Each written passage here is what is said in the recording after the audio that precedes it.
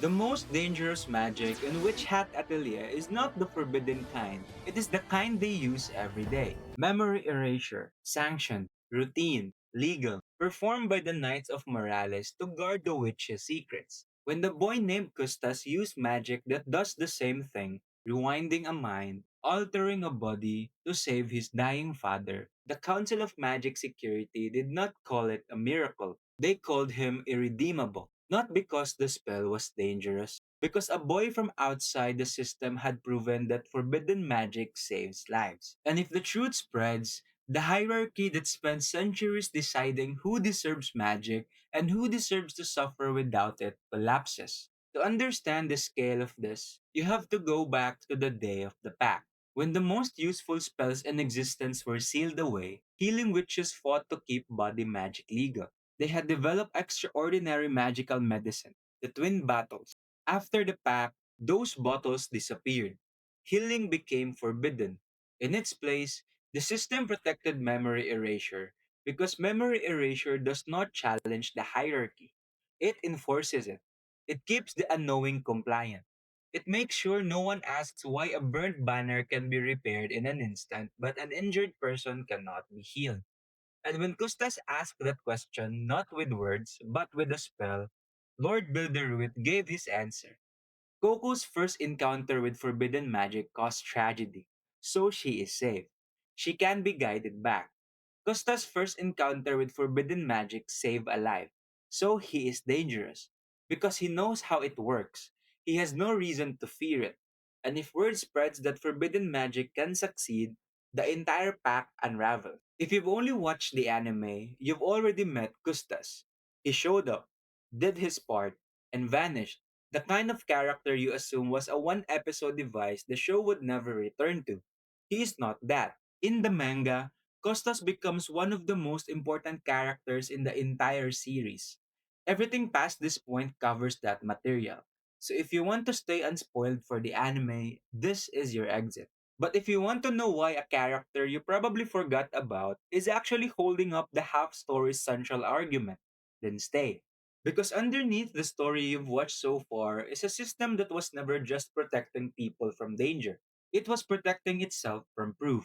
A boy with wooden legs, legs consumed by a tree that feeds on hope itself, saves a life with a spell that system banned. And once that happens, the question stops being hypothetical. What exactly has the system been guarding all this time? And who has it really been guarding us from? To answer that, you have to go back further than the fight that exposed him. Back to the two people who built him, Eninia and Ristis. Both are brimmed caps, and both believe something the pointed caps have spent centuries trying to bury. That the day of the pack wasn't peace, it was surrender. In their eyes, the founders of the modern witch order didn't end a war so much as lost their nerve, sealing away the power to heal, to transform, to fight, then convincing the world that magic was only ever meant for a chosen few. To Eninia, the Brimcaps aren't villains reviving something monstrous. They're the last people still trying to undo a betrayal everyone else agreed to forget. That belief stops being theory the day Dagda gets hurt. Costas and his father survive by scavenging. And when scavenging isn't enough, by stealing, it catches up with them. Dagda is ambushed and left badly injured. The kind of injury no witch is supposed to touch. Because casting magic directly on a human body is the one law every witch learns before anything else. Eninia and Ristis show up anyway, and they heal Custas.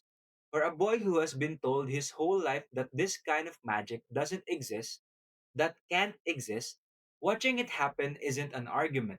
It's proof. Ininya doesn't need to convince Costas that the system abandoned people like his father. He already saw it, bleeding and then not bleeding, right in front of him. What follows isn't just a rescue, it's a recruitment. Ininya and Ristes stay close.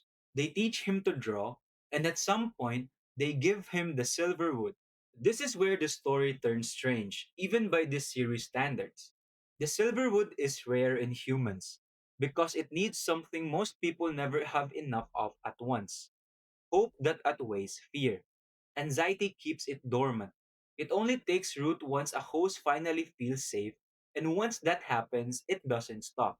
It grows by feeding on hope itself, slowly overtaking the body, and the only thing known to slow it down is hatred strong enough to choke it back out. Gusta's legs are the tree, which means the thing keeping him alive and mobile is also quietly consuming him. Every bit of comfort he's allowed himself since being saved is fuel for the very thing replacing his body. And then Kifri reveals something that turns this from one boy's tragedy into a pattern. He's a host, the same as Custas, and he no longer believes he's the only one.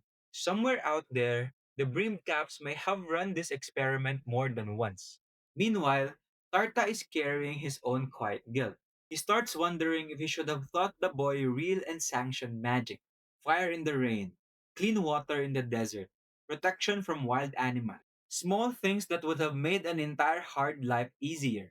And it leads him to a line that cuts at the whole premise of the pack.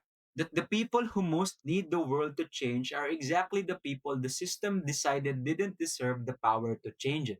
As the latest chapters, Costa's own fate is still unresolved. What happens to the boy himself hasn't been answered yet. But the question he forced into the open has already been, which tells you exactly what this system was built to protect, and it was never the unknowing. Thank you for watching, and I'll see you in the next one.